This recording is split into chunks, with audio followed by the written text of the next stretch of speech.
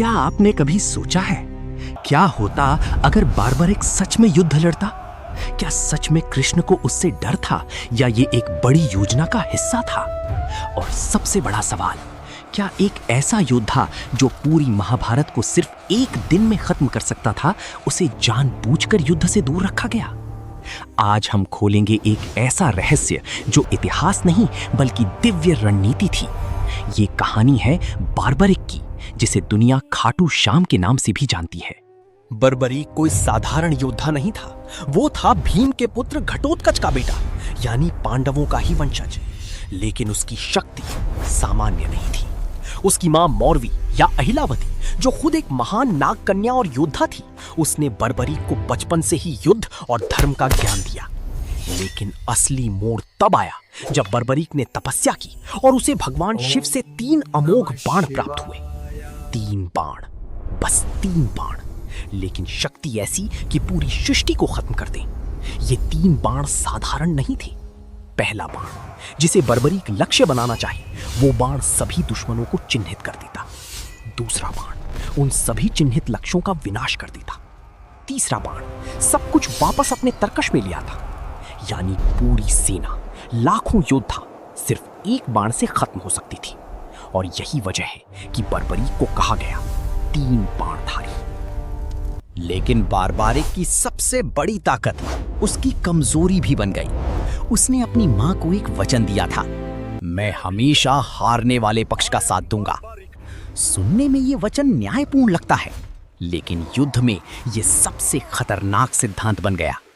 सोचिए, अगर वो कौरवों को हारते देखता तो उनका साथ देता, फिर पांडव कमजोर पड़ते तो वो पांडवों की तरफ आ जाता, और ये चक्र चलता रहता जब तक कि अंत में सिर्फ बार्बरिक ही बचता।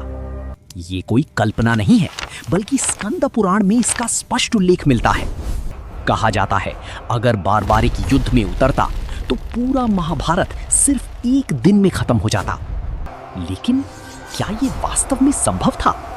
सोचिए, भीष्म, द्रोण, कर्ण, अर्जुन जैसे महायोद्धा, क्या वे एक ही दिन में हार सकते थे? उत्तर है हाँ, अगर सामने बार्बरिक होता। जब युद्ध शुरू होने वाला था, तब कृष्ण ने बर्बरिक के बारे में सुना। उन्होंने तुरंत समझ लिया, ये योद्धा सिर्फ ताकत नहीं, पूरे युद्ध के परिणाम को बदल सकता है।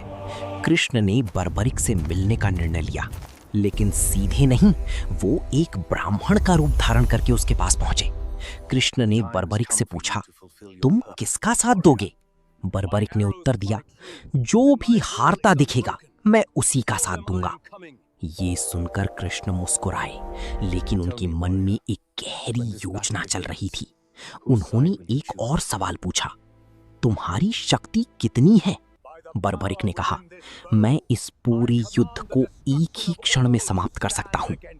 कृष्ण ने बार्बरिक की परीक्षा लेने का फैसला किया।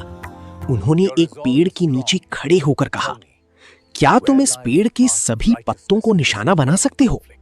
बार्बरिक ने मुस्कुराते हुए अपना बाण निकाला, और जैसे ही उसने बाण छोड़ा, वो बाण हवा में घूमता हुआ हर एक पत्ते को छू गया। लेकिन कृष्ण ने एक पत्ता अपने पैर के नीचे छुपा लिया था। फिर भी वो बाण उनके पैर के नीचे जाकर घूमने लगा। ये देखकर कृष्ण समझ गए, बार्बरिक को कोई नहीं रोक सकता। अब कृष्ण के सामने एक बड़ी समस्या थी। अगर बार्बरिक युद्ध में उतरता तो धर्म और अधर्म की ये पूरी लड़ाई बेकार हो जाती, क्योंकि युद्ध का परिणाम न्याय से नहीं, शक्ति से तय होता, और बार्बरिक की शक्ति सबसे ऊपर थी।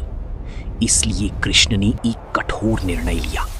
कृष्ण ने बार्बरिक से कहा, युद्ध से पहले मुझे एक दान चाहिए।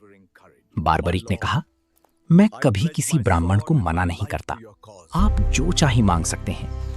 कृष्ण ने कहा, मुझे तुम्हारा सिर चाहिए। एक पल के लिए समय जैसे रुक गया, लेकिन बार्बरिक अपने वचन का पक्का था। उसने बिना किसी संकोच के अपना सिर दान कर दिया। लेकिन कहानी यहीं खत्म नहीं होती। कृष्ण ने बार्बरिक को वरदान दिया, तुम इस पूरे युद्ध को देख सकोगे। उसका सिर एक पहाड़ी पर रखा गया, जहां से वो पूरा महाभारत युद्ध देखता रहा। जब युद्ध खत्म हुआ तो पांडवों में बहस होने लगी। भीम, अर्जुन, युधिष्ठिर सब अपने अपने योगदान को सबसे बड़ा बता रहे थे। तब कृष्ण ने कहा, इसका उत्तर बार्बरीक देगा, क्योंकि उसने पूरा युद्ध देखा है। बार्बरीक ने जो कहा वो चौंकाने वाला था।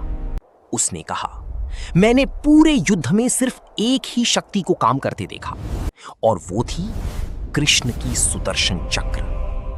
उसने कहा, योद्धा तो सिर्फ माध्यम थे, असली युद्ध तो दिव्य शक्ति ने लड़ा। बार्बरी की कहानी हमें क्या सिखाती है?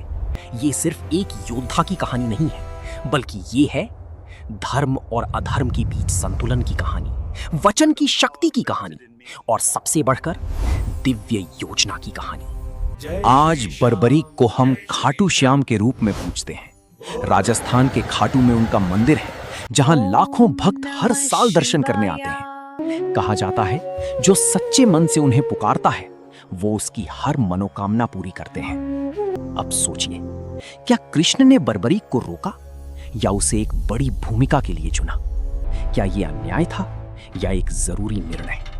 बर्बरीक की कहानी हमें यह सिखाती है कि हर शक्ति का उपयोग सही समय और सही उद्देश्य के लिए होना चाहिए। कभी कभी सबसे बड़ा योद्धा वो नहीं होता जो लड़ता है, बल्कि वो होता है जो सही समय पर खुद को रोक लेता है। और शायद यही वजह है कि बर्बरीक, जिसने युद्ध नहीं लड़ा, वो आज भी सबसे महान योद्धाओं में गिना जाता है।